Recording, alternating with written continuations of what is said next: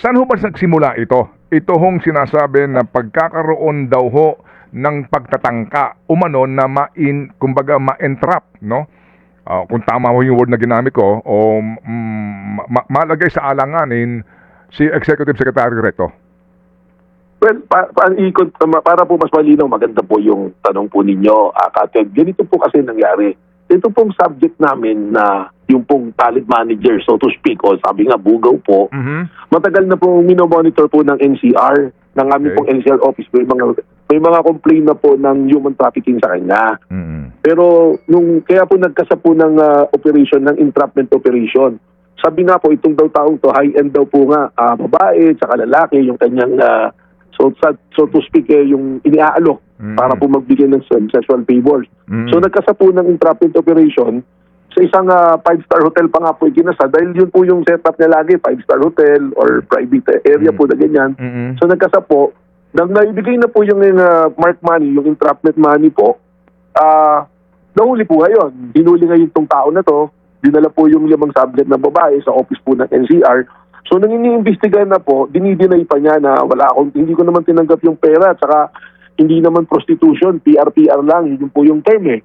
Parang usap-usap lang daw. Pero nakapasok na po sila doon sa pribadong kwarto. Nung nagigipit na po sa pagtatanong, bigla po siya nagsalita na ito pong paghuli sa amin, may kinalaman doon sa plano namin na na paninira.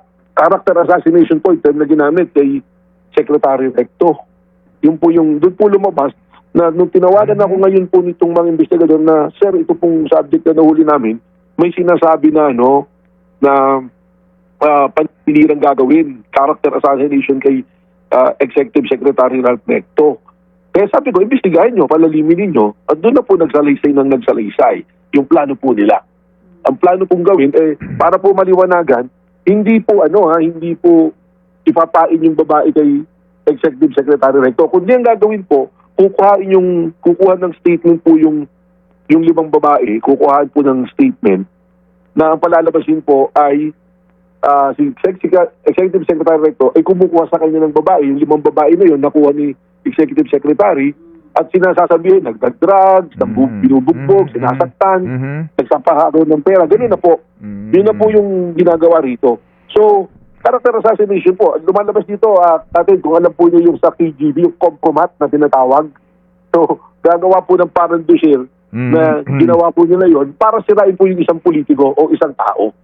Ganun po yung nangyari dito. Ayun. So, mas naiintindihan ko na, coming from you, kung saan po ito nanggagaling, itong istoryang ito na kanin nyo ay gusto makuha yung panig ni Ginoong Leviste at saka nitong Ginoong Paras. Saan sila pumapasok ng dalawa? Ito po, dito nagtapat na po, nag-tell all na. Sinabi, noong May 26, tumawag sa kanya si dating Congressman Jing Paras. At sinabi na may importante silang gagawin pagmimitingan. So, nag-meeting po sila ng 3 beses sa isang restaurant dyan sa Quezon City. So, yung meeting po nila, doon na nila pinaplano. Meron na pong salaysay na binibigay, naghahanda ng affidavit po.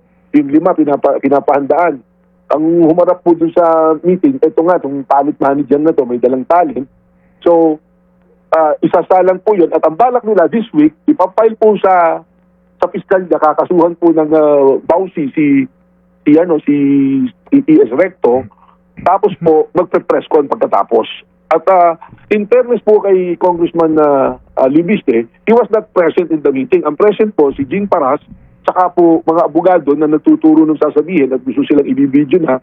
Tapos doon pinag-usapan yung pera. Doon na po lumabas yung pangalan ni Congressman Leandro Libiste nung sinabi po ni Jing Paras na ang magpupondo, ang gagamit, ang magpupondo ng operasyon ay si Congressman Leandro Libiste. So doon na po pumasok yun. Ganun po yung pangyayari kaya lumabas po yung istorya. Meron ho ba... meron pong... Go ahead, sir. Sige po. Meron po silang text exchange message sa Viber na nakuha na po namin. Si Jing Paras, tsaka po itong ito pong talent manager.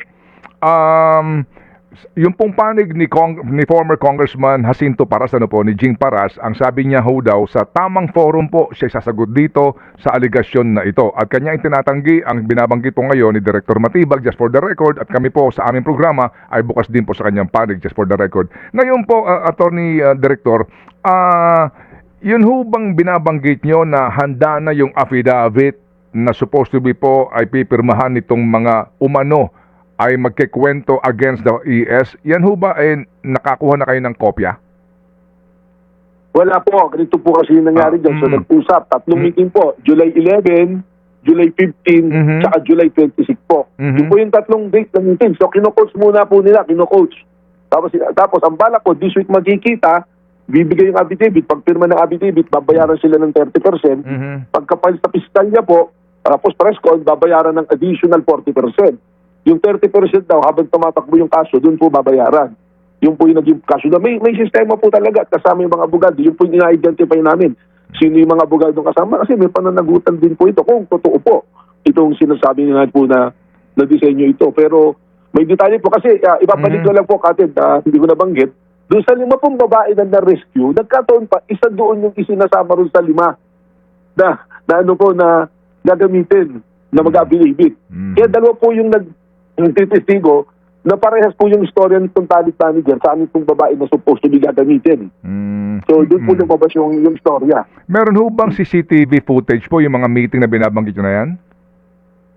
Well, yun po yung ating ginagawa ngayon. Kasama po sa investigation natin na makapag-secure ng CCTV rito. Pero syempre, may proseso po yan, Katid. Kaya kailangan po namin sundan lang po yung proseso niyan. Ngayon, ang simple lang po, kung magsasalita talaga si Kong Jing Paras at categorically sabihin niya, hindi ko kilala yan, wala kami din yung pag-uusap, mas lalalim po yung investigasyon natin. Bakit nagsasalita ng ganito itong mga taong ito laban sa mga individual na yan? Ano po? Sir, yun hong bugaw lalaki? Para po gender correct, lalaki po yung gender niya, pero ano po siya, LGBT po. Okay. Sir, kanin nyo, lumabas na lang itong mga kwentong ito nung panahon na nahuli na ho sila on a separate operation, right? Opo. Okay, sige. Human trafficking po talaga yung kaso. Human trafficking. Opo. Sa isang 5-star hotel. Tama po. Hindi kaya itong bugaw na ito, kliyente niya talaga itong matataas na opisyal ng gobyerno? At talaga hong may engagement yung mga talents niya sa mga taong ito, kaya din naman may mga kwento-kwento na kaya malakas ang loob kasi naging client na nila yung matataas na opisyal ng gobyerno. Well, yung possibility po na yan, tinitingnan natin, Katid. Actually, we have the access po ngayon sa kanyang gadget, yung telepono, because that is a subject of the operation.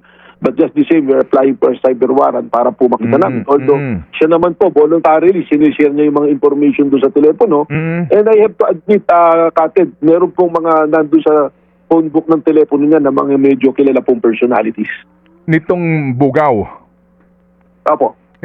In other words, contact siya nitong mga personalities na ito kung kailangan nila ng serbisyo ng kanyang mga talent.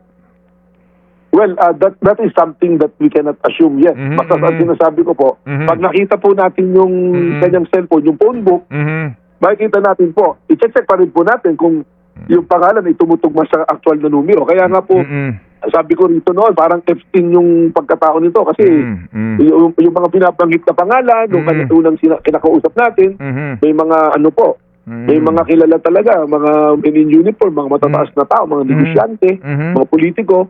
So, yun po yung isang tinitingnan po natin dito, Katid. Okay, sige. So, na atin po kailangan po papalalimin. Sige po. So, hindi ito, kumbaga, usapin na nagpaplano sila para kapag kinuha itong mga talent niya, para bagang i-entrap yung official, kung hindi, gagawa-gawa ng kwento kahit na walang ganoong senaryo. Yung po sinasabi ho ninyo na pinanggagalingan nito. But again, ngayon po, hindi pa ho natin may tuturing, na talaga pong may kaugnayan dito si Ginoong Leviste o si Attorney Jing Paras, kasi nga po, yan po kwento pa lamang noong pong talent manager, para ho natin may klaro lamang, Attorney, no? Tama po. Saka po nung babae, na isang nakasama dun sa operation po. Okay. So, dalawa po sila. So, tama po kayo, sir. Kailangan namin tingnan doon sa CCTV kung talagang nangyari yung pagpupulong. Although dun po sa text exchange nila sa Viber ni Kong Jing Paras, we validated the number, sila yung nag-uusap. So, to Congressman Leviste, yung statement nitong atong talent manager, pwede nating masabing hearsay pa dahil nanggaling kay Kong Jing Paras.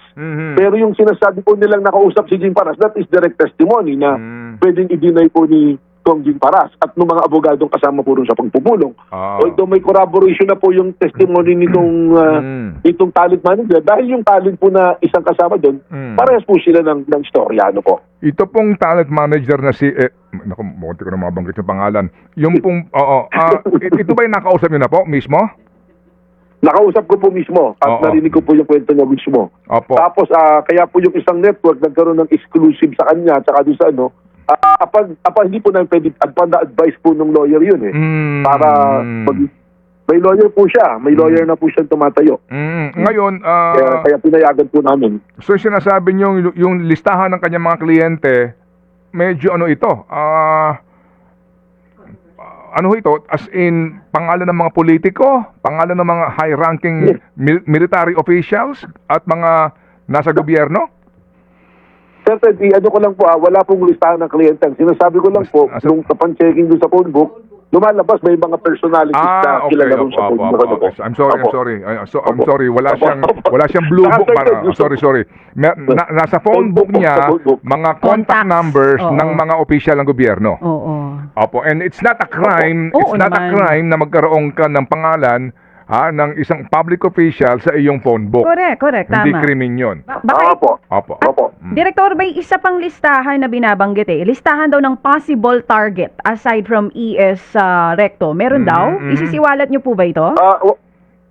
Actually, hindi naman po listahan, pero base dun sa aming initial na pagsusuri, mukhang yung plano meron po against sa maraming mga tawag dito, yung po mga high-ranking officials. Kaya binanggit ko kanina, Kate, kung wala nyo, binanggit ko yung compromat kung pamilya po kayo. Yung sa KGB yan, that is an operation done noong the 1950s Yung pong isang civil servant dyan, yung si John Basali, na ginawa po niya.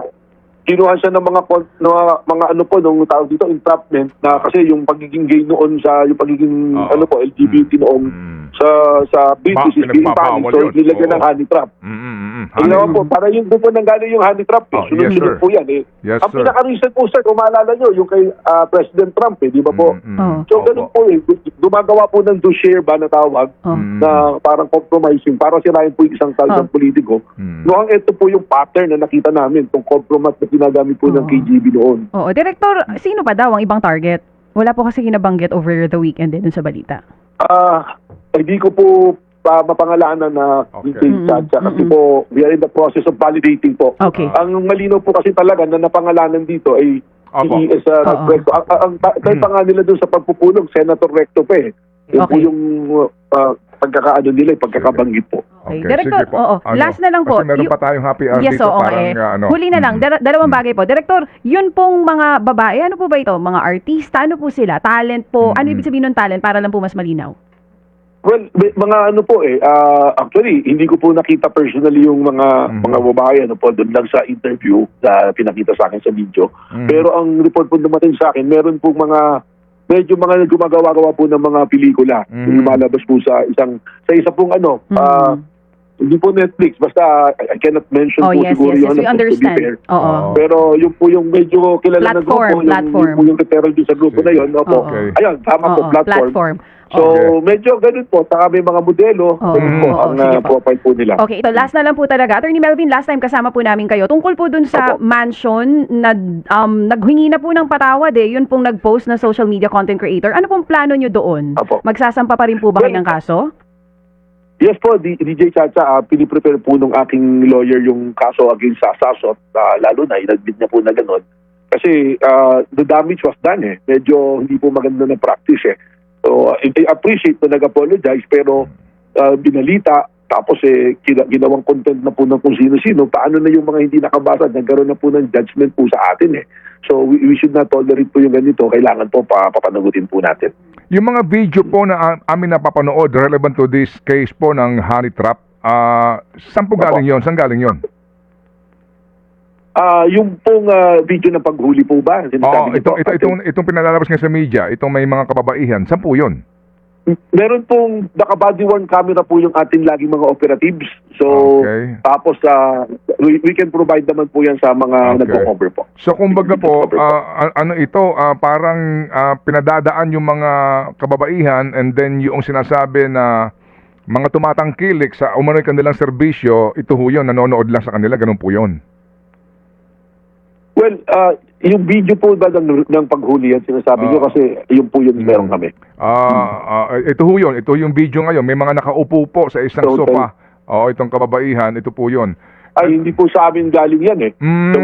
Check to check. Sabi Kasi po, nangyari po lang doon sa... NBI yung entrapment NCR na eh. po na... NBI NCR po nakalagay. Oo. Yung pong entrapment dyan sa hotel, wala pong nangyaring hubo-hubo. Ano po? Opo, ano pang wala, abot po ng wala. money? Wala. Hinuli na po. Sa loob po ng ano yan, ng hotel po. Okay, sige. Sa kwarto na po ng hotel dyan. Opo, just to be clear. Sige po, salamat na marami, Director, sa inyo pong pagliliwanag sa Maraming issue salamat ito. po.